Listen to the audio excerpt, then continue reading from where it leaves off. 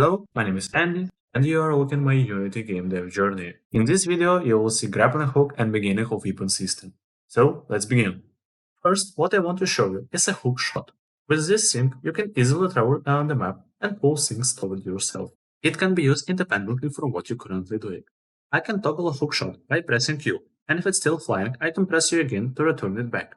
When you're already flying, you can stop by pressing Q again, or simply jumping.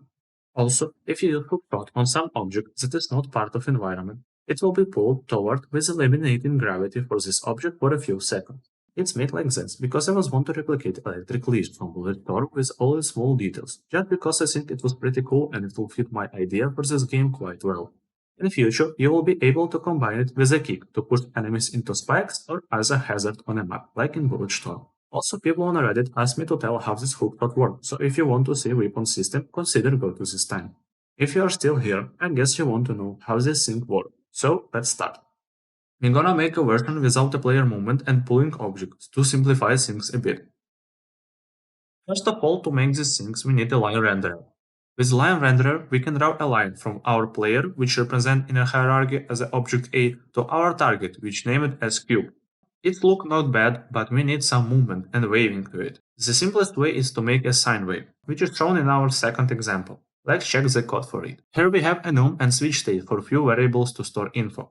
First of all, we need to find our target with raycast.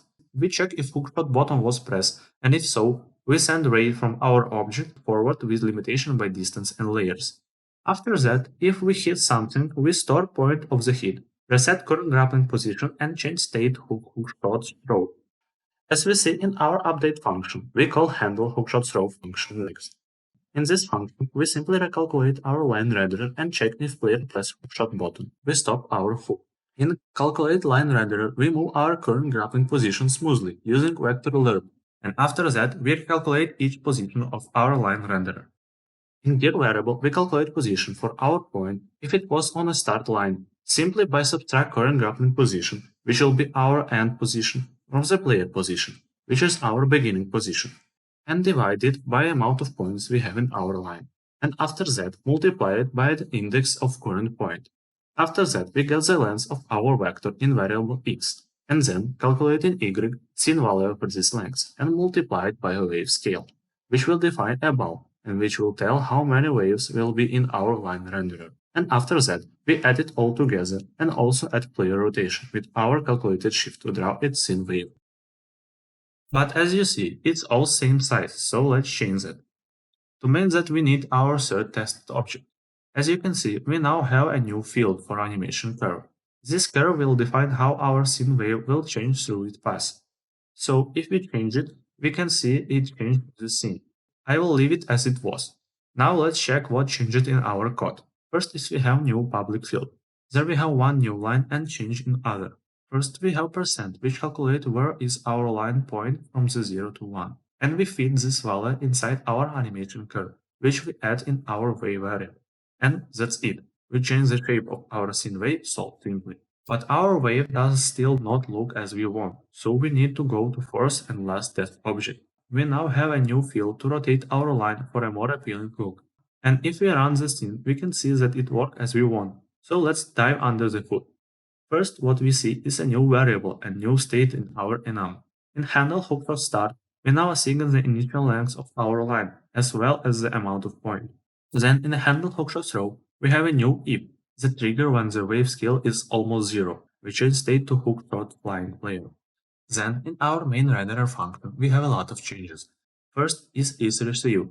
This boolean variable tells us if the hook is moving towards the target or returning.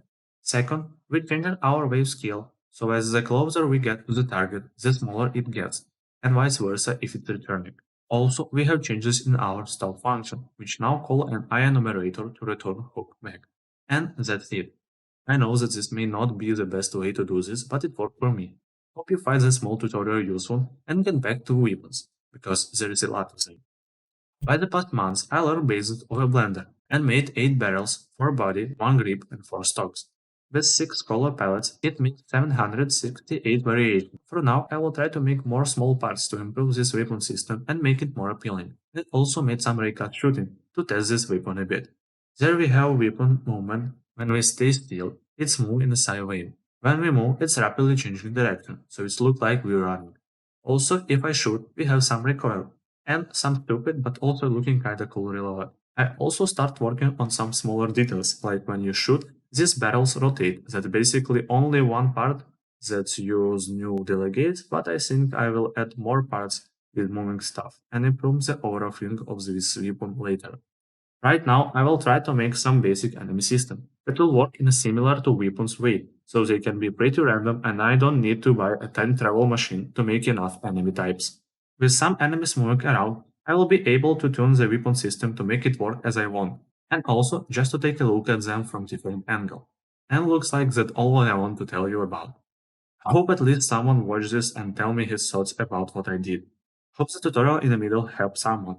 Thank you for watching, and I hope to see you in the next episode of my journey. Goodbye.